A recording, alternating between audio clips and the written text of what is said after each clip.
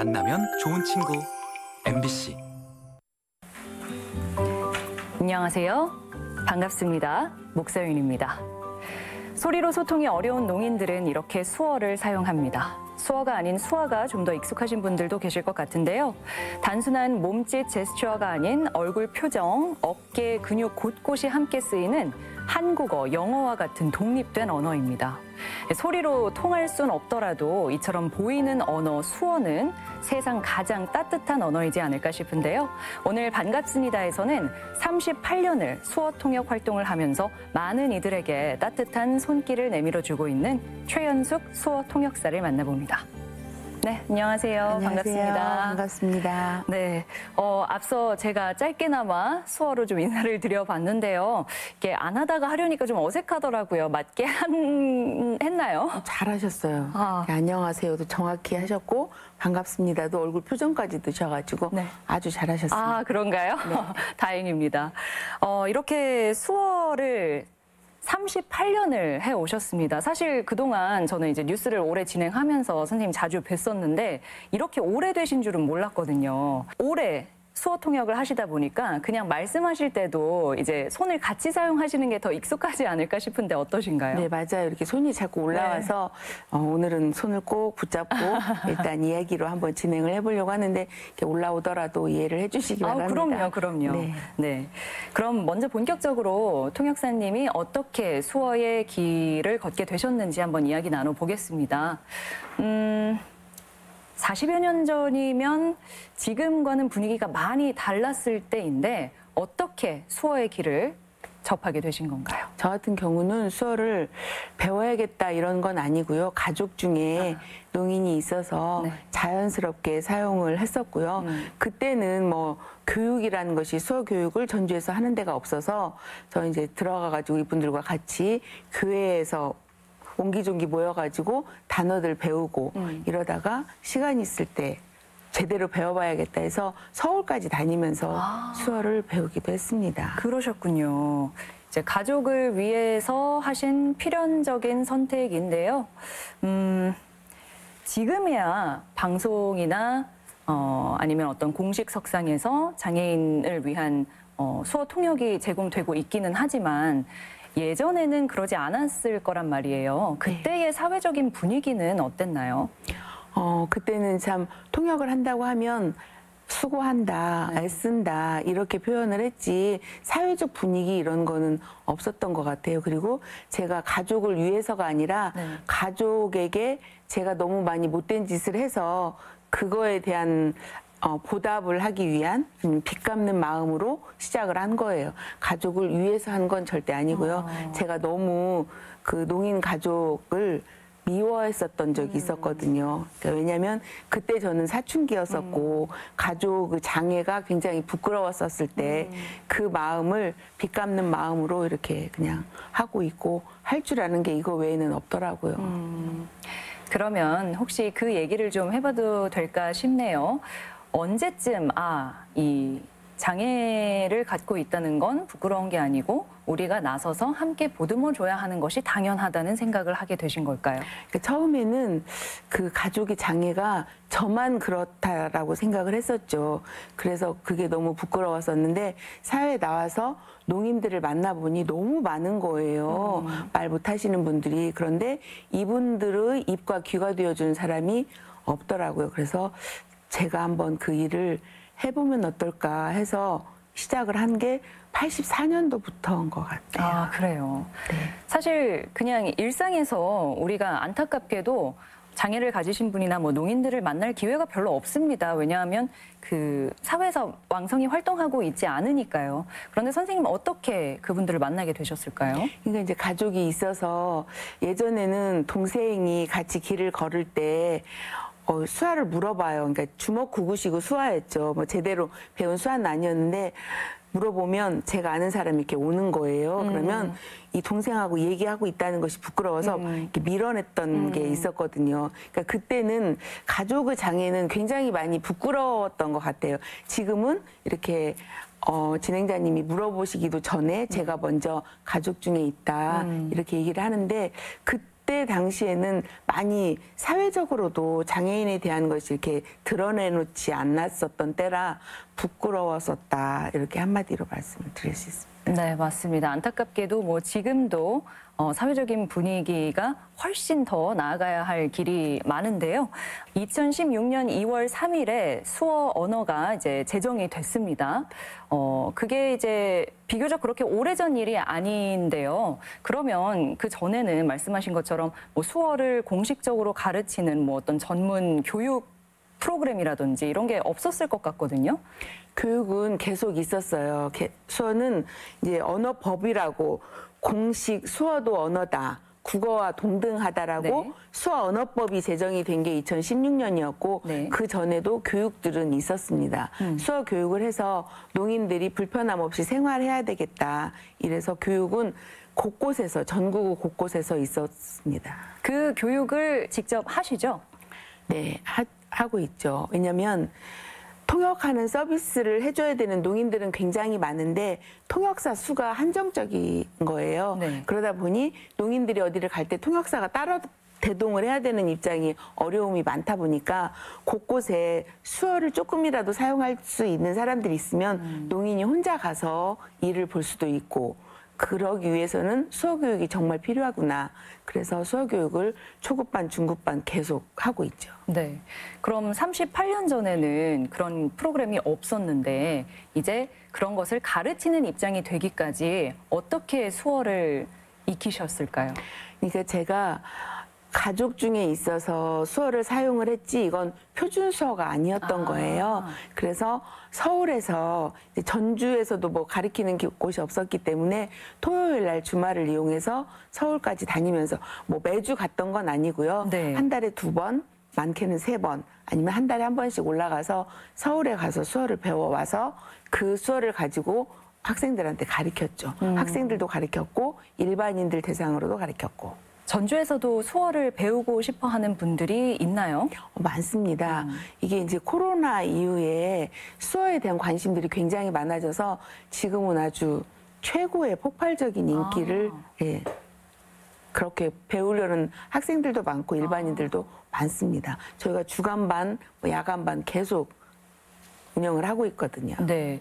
그러면 우리가 이전에는 크게 관심을 갖지 않았던 분야가 이제 3년 정도 전부터 코로나 사태로 인해서 이제 어떤 공식 정부 브리핑을 하든지 그럴 때 항상 수어가 같이 포함이 됐잖아요. 네. 그런 모습들에 우리가 익숙해지면서 수어에 관심이 높아졌다고 볼 수 있을까요? 네, 그게 굉장히 많은 역할을 하고 있고요. 그런데 이제 좀 안타까운 부분은 뭐냐면 수어 통역사에 대한 인식은 굉장히 좋아졌어요.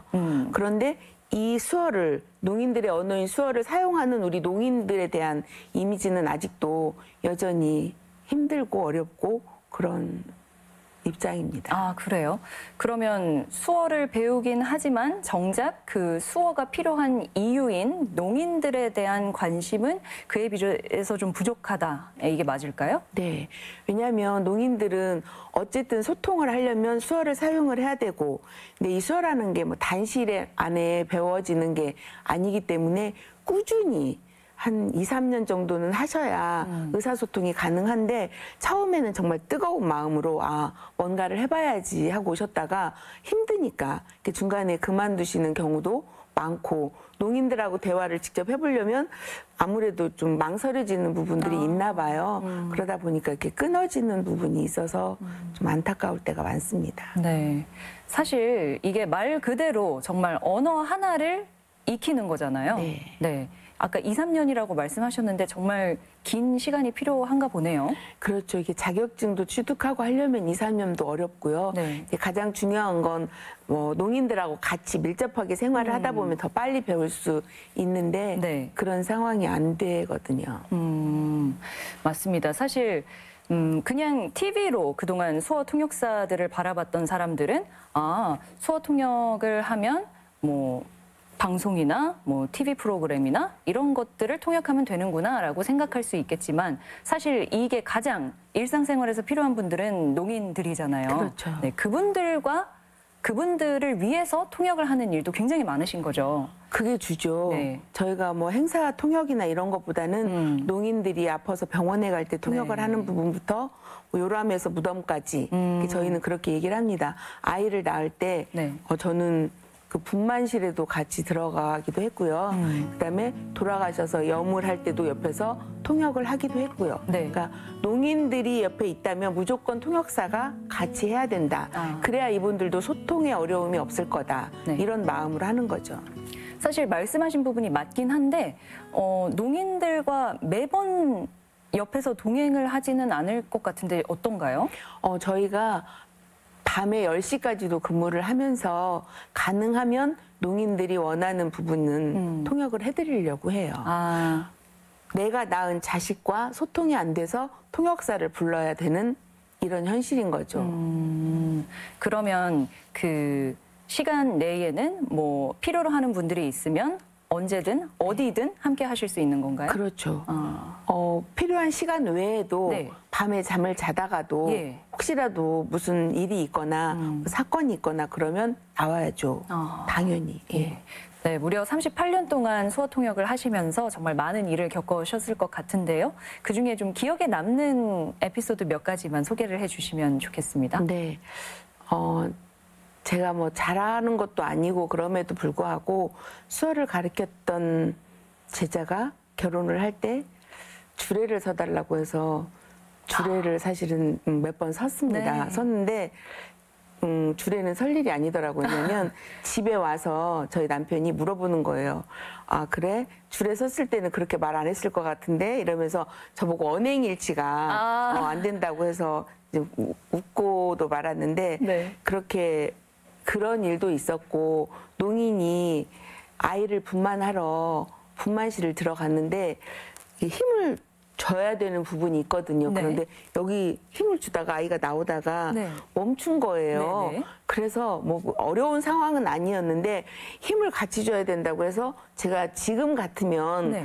아줌마고 네. 이제 할머니고 이렇게 예. 충분히 가능한데 아가씨 때도 같이 분만실에 들어가가지고 막 힘을 줬던 그러니까 정말 뭣도 모르고 통역을 했던 그런 부분들도 있었고요. 농인들이 접근하면 이게 바로 성과로 나타나요.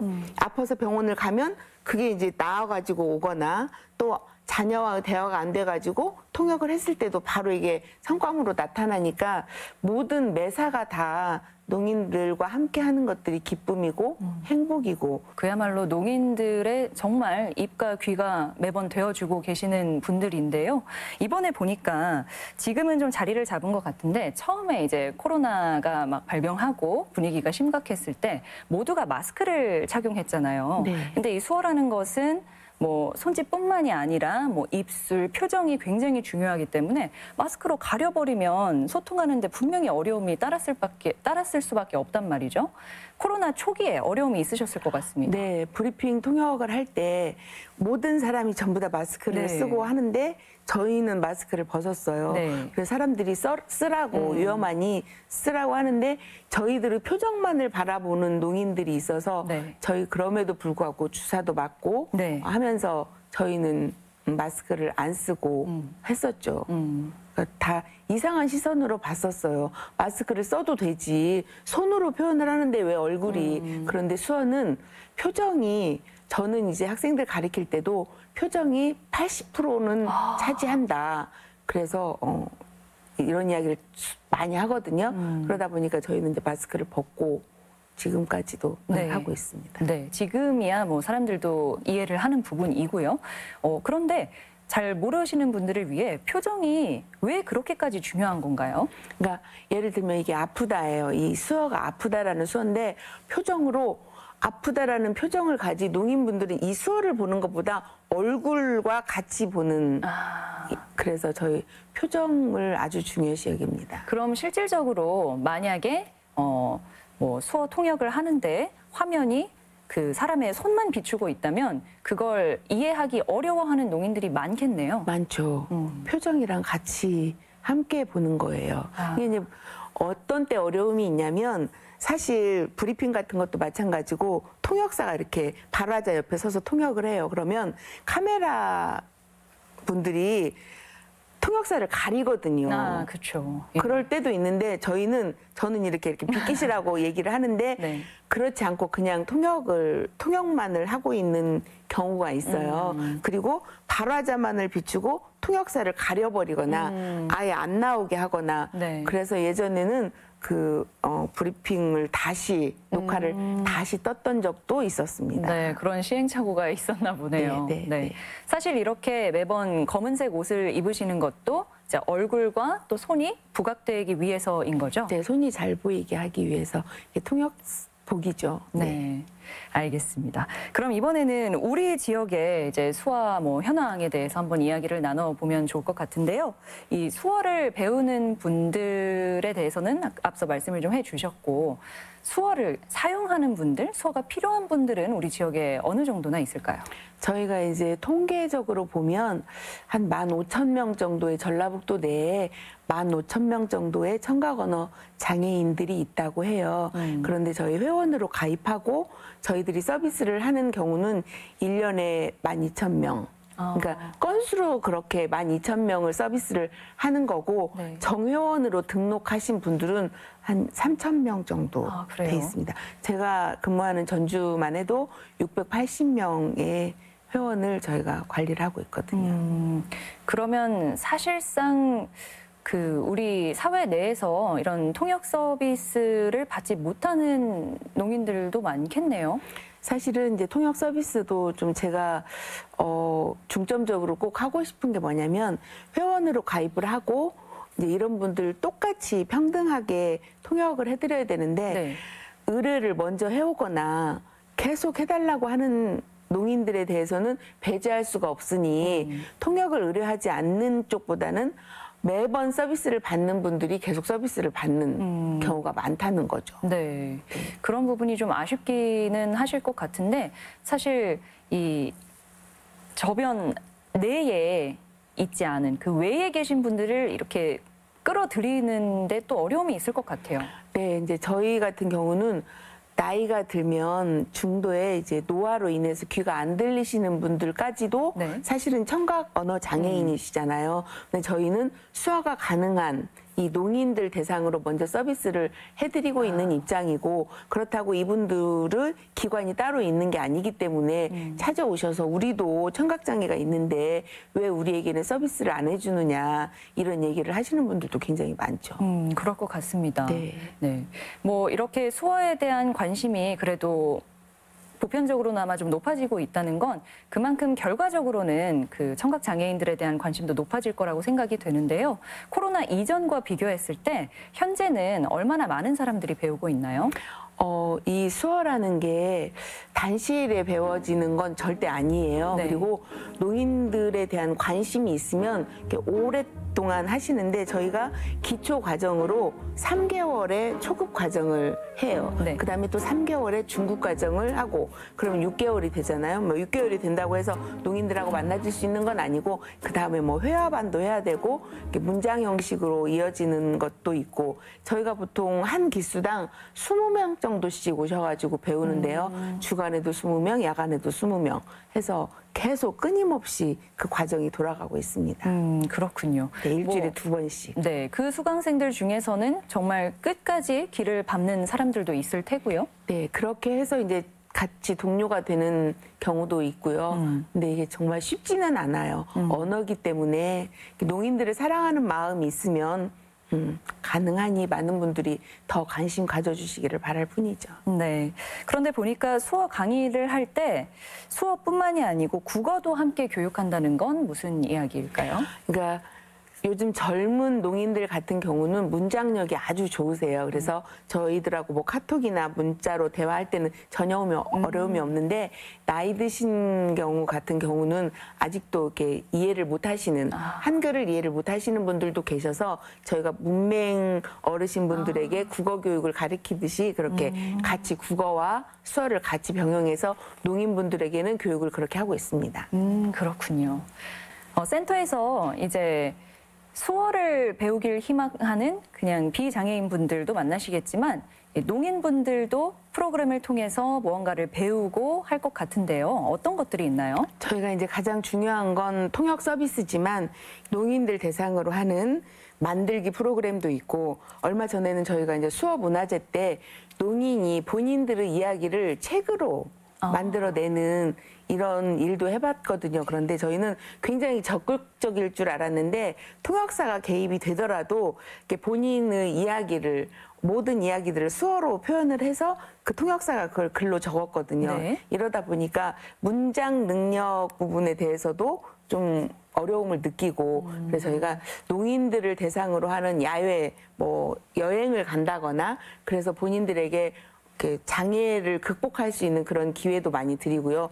아파 같은 만들기를 또 농인들이 너무너무 잘하세요. 그래서 만들기 프로그램도 저희가 진행을 하고 있고, 어르신분들 대상으로는 아까 말씀드린 국어교육, 그래서 한글을 제대로 익히게끔, 이제 처음에는 어르신들이 글을 모르기 때문에 비행기를 가르쳐 드리기 위해서는 비행기를 그림으로 계속 보여드린 거예요.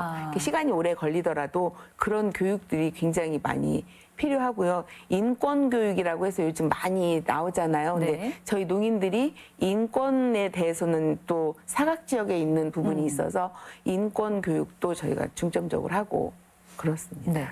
그러니까 농인들에게, 그러니까 인권이 보장되어야 하는 농인들에게 인권 교육을 한다는 게 어떤 내용을 알려주시는 건가요? 그러니까 예를 들면 저희 농인은 겉모습을 보면 장애가 있다는 걸 전혀 못 느끼게 보이잖아요. 네. 근데 많은 사람들이 농인들은 장애가 아니야.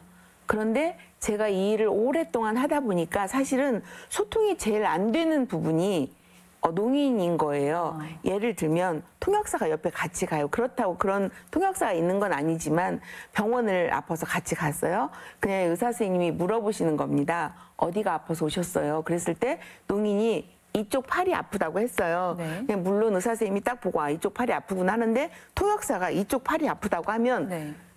믿는 것일 수도 있잖아요. 네, 그래서 통역사의 역할도 굉장히 중요하지만 네. 농인들에 대한 이해가 아직은 많이 부족하고, 아까도 말씀드린 것처럼 자막으로 나아가면 됐지 굳이 수어까지 같이 넣어서 내가 보는 화면이 분산되게끔 왜 그렇게 하느냐라고 예전에는 이렇게 이야기를 했던 분들도 계신다고 해요. 그러니까 농인들에 대해서 이해를 못 하시는 거죠. 그러니까 소리라는 것이 아예 안 들리기 때문에 우리가 생각했던 것보다 굉장히 어렵게 생활한다는 거. 네. 그리고 제가 제 동생이 말 못한다고 아까 말씀드렸는데, 그 동생에게 너는 어떤 소리를 듣고 싶어? 그러면 저는 언니의 목소리 막 이런 줄 알았더니 네. 새소리가 듣고 싶다고 그래요. 그러니까 저희는 그냥 아무 생각 없이 들리는 그 짹짹거리는 새소리를 궁금하다고 이야기를 하는 걸 보면서 이렇게 울컥하죠. 그렇죠. 그리고 시냇물 소리가 졸졸 흐르는 소리를 어떻게 들리냐고 물어보는 거예요. 이걸 참 설명을 졸졸졸 그래. 이렇게도 그렇고, 그런 사소한 부분들, 본인이 눈길을 뽀드득 소리가 나는데 안 나는 거예요. 이제 그러니까 눈길에 조심스럽게 가다가도 뒤에서 빵 하면 모르는 거잖아요. 그렇죠. 그러니까 이런 게 모든 게 다 우리 농인들에게는 사각지대인 거죠. 네. 그러니까 그 인권 교육이라는 게, 그러니까 농인들이 어떤 상황에 처해 있는지를 좀 제대로 알려주는 그런 교육이라는 말씀이실까요? 네. 38년 동안 이 일을 해오셨습니다. 그동안 많은 농인들을 만나셨을 테고 많은 점을 느끼셨을 것 같은데요. 그 시간들을 돌아보면 좀 어떤 생각이 드시나요? 그러니까 저도 이렇게 오래 한 일을 하고 있을 줄은 정말 몰랐거든요. 근데 제가 아까 처음에 말씀드렸다시피 가족에게 빚 갚은 마음으로 한다고 했는데, 그 동생이 아직도 세상에서 누가 제일 무섭냐고 물어보면 언니라고 얘기를 해요. 그래서 가끔 부둥켜 안고 울기도 하는데, 저는 그러죠. 농인들 혼자 스스로 할 수 있는 게 사실은 많지는 않아요. 왜냐, 소통이 가장 중요한 건데 그 소통의 부재가 있는 게 저희 농인들이기 때문에 농인들 스스로 뭔가를 할 수 있으려면 저희들이 더 부단히 노력을 해야 되겠고, 저 같은 경우는 이제 가족 중에 있었기 때문에 제가 이 일을 할 수밖에 없는 필연이라고 말을 했는데, 아직도 집안에 이렇게 장애가 있으면 아직도 좀 감추려는 그런 마음이 있는 것도 사실이고요. 그래서 더 드러내놓고 더 알리고 농인들에 대해서도 우리 주위에 굉장히 많으니 많은 분들이 수어도 관심을 갖지만 한 단어라도 익혀가지고 농인들을 만났을 때 이렇게 해주면 최고라는 이야기를 농인들이 하거든요. 저처럼 이렇게 30몇 년을 했어도 아, 선생님은 당연히 옆에 있는 사람으로 받아들이지 한 달 배워가지고 와서 안녕하세요 만나서 반갑습니다 하면 최고라고 이야기를 해요. 그만큼 농인들은 많은 우리들이 다가서 주기를 바라고 있는 거죠. 사실 소통에 부재가 있는 게 모두가 수어를 배우지는 않잖아요. 하지만 모두가 수어를 조금만 안다면 농인과 마주쳤을 때 정말 간단한 소통이라도 할 수 있는 건데 그런 부분에 있어서 참 그동안 많이 그 큰 벽을 마주했겠구나 하는 생각이 새삼 듭니다. 네, 맞아요. 네. 앞으로 혹시 바라는 점이 또 있으실까요? 저도 이 일을 이렇게 오래 할 줄은 몰랐지만 정년이라는 게 저도 2년 남았거든요. 네, 2년 남았으니 그 안에 열심히 더 농인들에 대해서 홍보하고 농인들에 대해서 더 많은 사람들이 수어를 배울 수 있도록 그렇게 하고 싶은 게 바람입니다.